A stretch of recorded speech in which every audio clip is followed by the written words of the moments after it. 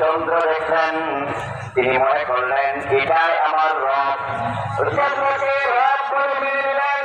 আবার যখন চন্দ্র ডুবে গেল, তিনি মনে করলেন আমার রব ডুবতে পারে না।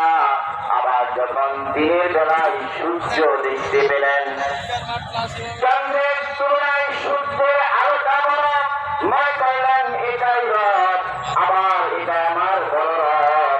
আবার যখন সূর্য ডুবে গেল, তিনি বললেন ইন্নী ওয়াজজাহতু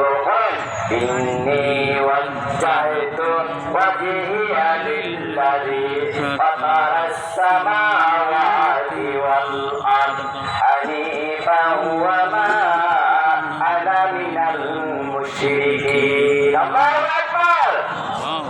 ইব্রাহিম আলাইহিস সালাম মনে করলেন সূর্য যখন ডুবে গেল আমার রব হতে পারে না, সুতরাং যিনি আসমান আর জমিন বানিয়েছেন উনি আমার রব, তার দিকে আমি ছুটে চললাম। সংক্ষিপ্ত করা লাগবে, ইব্রাহিম আলাইহিস সালাম রব নিয়ে চিন্তা করে আর তারপর বাবা আগর মূর্তি নিয়ে পূজা করে।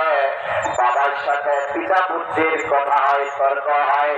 বাবা আপনারা নিজেরা বানান, আবার এই পূজা এর উপাসনা আপনারা কেন করতে চান? বাবা জবাব দিতে পারে না।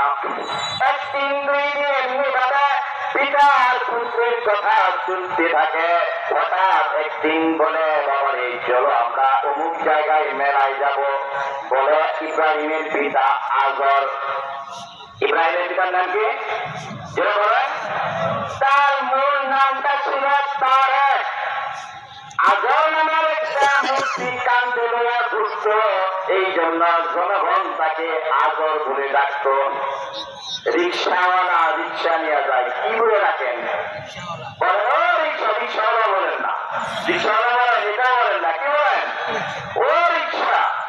জনগণ তাকে আজর বলত। আজর নামের একটা মূর্তি কাঁদে নিয়ে আসত, মূর্তিকে খুব ভালোবাসত। দেখেন খেলা কিরকম, পিতা ছিল মূর্তির পাগল আর পুত্র ছিল রবের পাগল।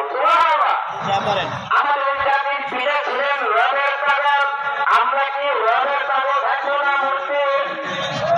বলেন ইব্রাহিম আলাইহিস সালাম বলেন ইন্নী সাকিম, বাবা আমি অসুস্থ। তার চলে গেল।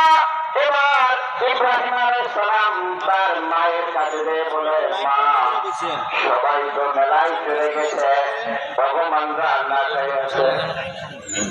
ইব্রাহিমের মা মনে মনে বলে মনে হয় আমার সন্তানের বুদ্ধি ভালো হয়েছে। বুঝলেন মনে হয় কথা? আগেইতে হবে। মা চলো আমরা আমাদের, আপনারা যারা পিছনে আছেন তারা আগে আগে আছেন, জনগণ আসলে পিছনে বলে আপনি একটু আগে আগে আছেন। আমি অল্প সময় কথা বলবো, সবাই যে বিশ্রামের সমস্যা, আপনারা একটু আগে আগে আছেন। কথা বোঝেন না, ভাষা বোঝেন না, একটু আগে আছেন।